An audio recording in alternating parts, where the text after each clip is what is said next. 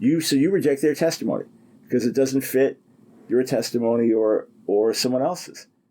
Let us move on to the second question. The second question I entitled Faith Structure. You see, God did not give us scripture in a vacuum. It's not like he gave a book to the Jewish people and said, here, read this, suggested reading, it's a good book to read. You'll find the answers to your question in this book. That's not what happened. Before God gave the book to the Jewish people, he sealed a covenant with them. In plain English, that means he entered into a relationship with the Jewish people. He said, I will be to you for a God, you will be to me for a people. This relationship is compared to a marriage. It's the Jewish people as a whole, as a nation, are connected to God. God calls himself the God of Israel, and the people of Israel called the people of God. My nation, God calls them. Before the Jew opens the book, before he was given the book, and when he now opens the book and reads that first verse, in the beginning, God created heaven and earth. The Jew is supposed to know, and the Jew is the intended audience of the book. The Jew is supposed to know what that word God means. Not only is he supposed to know what the word God means, he's supposed to see himself as standing in a deep and binding relationship with that God. Where's the Jew supposed to pick up that understanding? And if you look at the Bible, just look at the Jewish scripture and ask yourself that question. Ask yourself that question. Where should a Jewish child, before he learns how to read, pick up the understanding? Or where did the Jewish nation pick up their understanding of who God is?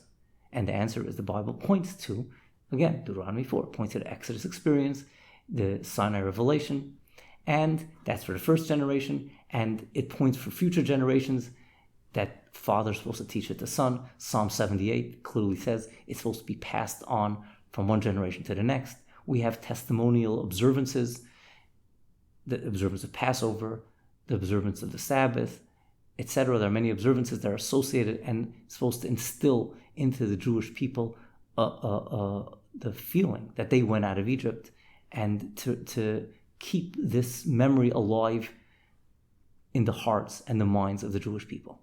So before the Jewish people approach the Bible, they already have an understanding of God.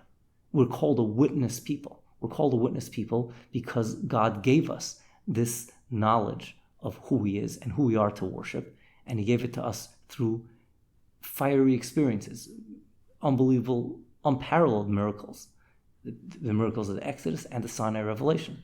So the very foundation of Scripture, what precedes Scripture, the Scripture was placed into that covenant that exists between God and the Jewish people. So the covenant that precedes Scripture, that covenant itself, that testimony, tells the Jewish people to reject Christianity, because the understanding that we received through those experiences, through those foundational experiences, tells us that the worship that Christianity is advocating is idolatry. It's the deepest violation of the covenant that we share with God. So this is the question I presented to Dr. Brown, that the witness community, the covenant that the Jewish people share with God, testifies against the devotion that Christianity is advocating. So at first, Dr. Brown pushed back against the whole concept. And he argued, well, there are different, we have the Karaites who reject rabbinic tradition. We have the Samaritans who actually reject, by the way, the bulk of Scripture. And we have other, different views within the Jewish community. So how do we know which testimony to follow? And he was arguing that, therefore, we have to just go to the book, the raw book, without any living context. Now, it's a completely unbiblical argument, because the Bible clearly points us to a living testimony.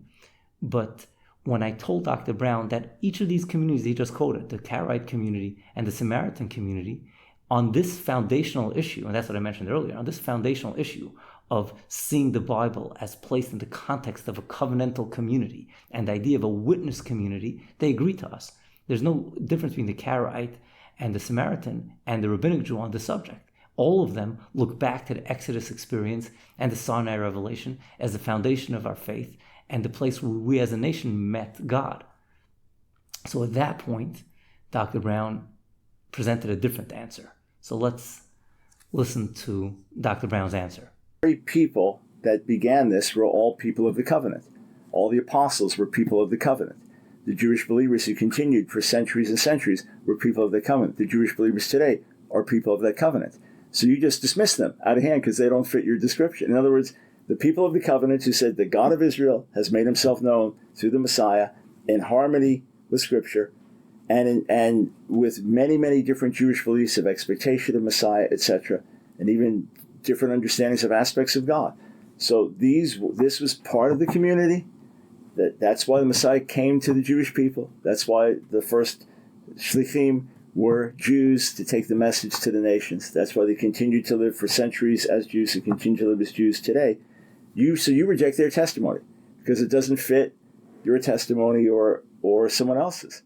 So what Dr. Brown is saying is that, we have a conflict within the covenant community, within the witness community. He's pointing to the Jewish disciples of Jesus, and he's telling us that they accepted the theological claims of Protestant Christianity about the Trinity and the divinity, alleged divinity of Jesus, and they saw that as standing in harmony with the testimony that they received from Sinai and with the Exodus experience and with the Sinai revelation. And therefore, we have a conflict within the community itself, within the witness community. And Dr. Brown decided to favor the version of the testimony presented by the Jewish disciples of Jesus. So this is his answer. He actually threw in the modern day Jewish believers in Jesus. And before we go further, I'll just point out that's completely irrelevant, because any modern day Jewish believer in Jesus did not receive his understanding of God from the Sinai experience, from the Exodus. He got it from, it might have been one or two generations of Jews, but he got it from Gentile teachers. For centuries upon centuries, there was no Jewish community of believers in Jesus. So that's irrelevant. But let's go back to the Jewish disciples of Jesus. The Jewish disciples of Jesus, tells us Dr. Brown, are presenting their version of this same testimony. It's pretty much illogical to believe that the Jewish disciples of Jesus accepted all the Protestant theology about the Trinity and the Incarnation and the second person of the Godhead and all that teaching, because in the New Testament itself, it's very clear there was deep conflict between even Paul, who probably also didn't accept Protestant theology about these issues, and the Jewish disciples of Jesus. So there's no way we could rely on the theory, which is pretty much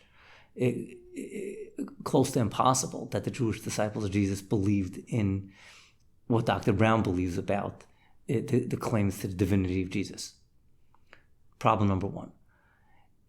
Problem number two, the disciples of Jesus did not tell us that they considered this question and they asked themselves, even assuming, let's assume, for argument's sake, that they did accept the claims for the divinity of Jesus, that they considered this question and they considered in light of the covenantal testimony, and they came to the weighty conclusion that's in harmony. The more if they did accept such a thing, the more likely scenario is that they didn't take the covenantal testimony seriously. And it's not that they're giving us a different version of the testimony. They're just accepting a new teaching.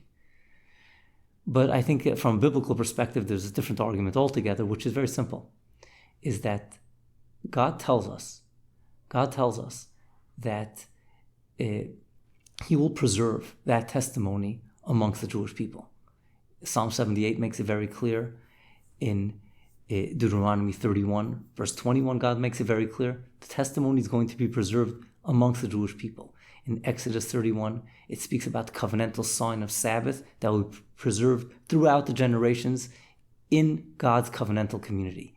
That didn't happen for the Jewish disciples of Jesus. Their Gentile brothers in faith, so to speak, killed them out, basically. So